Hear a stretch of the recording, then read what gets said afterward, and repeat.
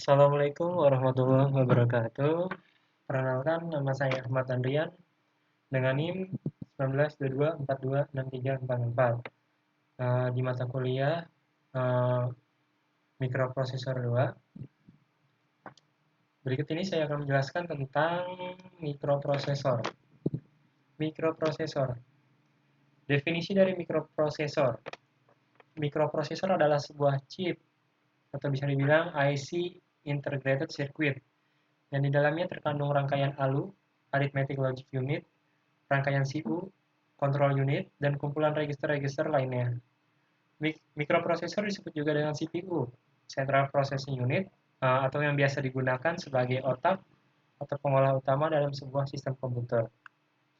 Nah, di bawah sini ada nih, ada sebuah gambar di mana CPU ini merupakan di dalamnya terdapat komponen-komponen seperti ROM, RAM, input-output port, dan clock. Perkembangan mikroprosesor sendiri itu dibagi menjadi 4 jenis. Yang pertama, bit sizes processor, di mana perancangan CPU dengan menambahkan jumlah irisan bit slice untuk aplikasi-aplikasi tertentu. Biasanya bit sizes processor ini digunakan sebagai sebagai bisa dibilang istilah CPU custom. Yang kedua ada general purpose CPU, di mana CPU ini bertujuan umum atau mikrokomputer. Yang ketiga, ada input-output prosesor, yang merupakan prosesor khusus yang berfungsi menangani input atau output untuk membantu prosesor utama. Yang keempat sendiri ada dedicated embedded controller, di mana membuat mesin menjadi smart, seperti mesin cuci, mesin fotokopi, oven, mesin jahit, dan microwave. Prosesor ini jenisnya lebih populer disebut microcontroller. Untuk fungsi mikroprosesor sendiri adalah sebagai unit kontrol yang mengerjakan seluruh kerja sistem mikroprosesor. Untuk fungsi lainnya itu ada 5, yaitu pertama mengambil instruksi dan data dari memori. Kedua, memindah data dari dan ke memori. Ketiga, mengirim sinyal kendali dan melayani sinyal interupsi. Keempat, menyediakan pewaktuan untuk siklus kerja sistem mikroprosesor. Dan yang terakhir, 5, mengerjakan operasi logika dan aritmatika. Untuk bagian-bagian sistem mikroprosesor, itu terdapat 4. Yang pertama ada unit mikroprosesor, atau biasanya disebut CPU. Ini merupakan komponen utama dalam sistem mikroprosesor. CPU bekerja sebagai unit pusat pengolahan dalam mikroprosesor.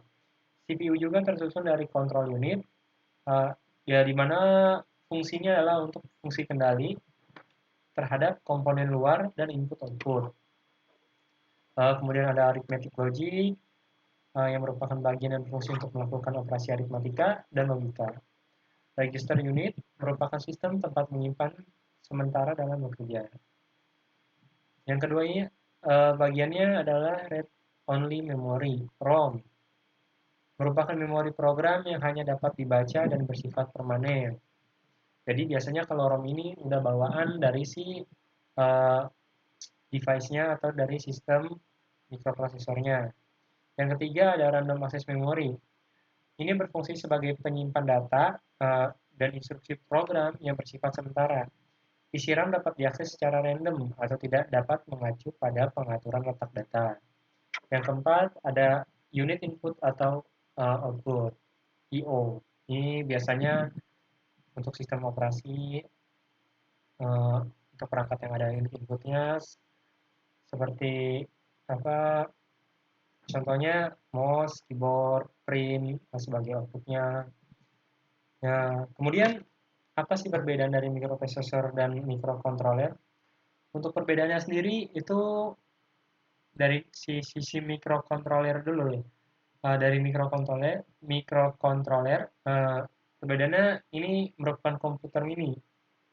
Sedangkan untuk mikroprosesor itu komputer besar, di mana dia membutuhkan bagian-bagian perangkat eksternal yang lainnya. Kemudian mikrocontroller memiliki peripheral yang diperlukan dalam chip. digunakan dalam mikrokontroler hanya dapat digunakan dalam aplikasi tertentu.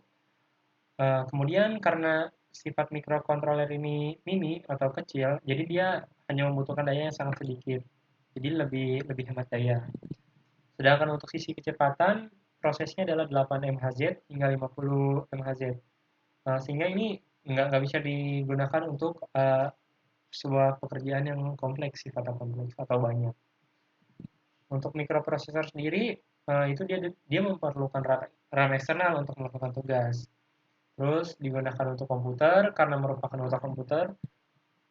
Terus digunakan tenaga ekstra untuk bekerja. Memori eksternal dapat ditingkatkan dan dapat dengan mudah memenuhi tugas-tugasnya. Artinya, mikroprosesor ini bisa di-upgrade agar tugas-tugas berat itu bisa dikerjakan sama si mikroprosesor ini. Dan yang terakhir tentunya mahal karena memiliki daya yang besar dan kecepatan pemrosesannya yang tinggi. Karena memang si mikroprosesor ini membutuhkan bagian-bagian yang lainnya yang sifatnya memang mendukung pemrosesan dari si mikroprosesor ini. Ya, selesai. Terima kasih.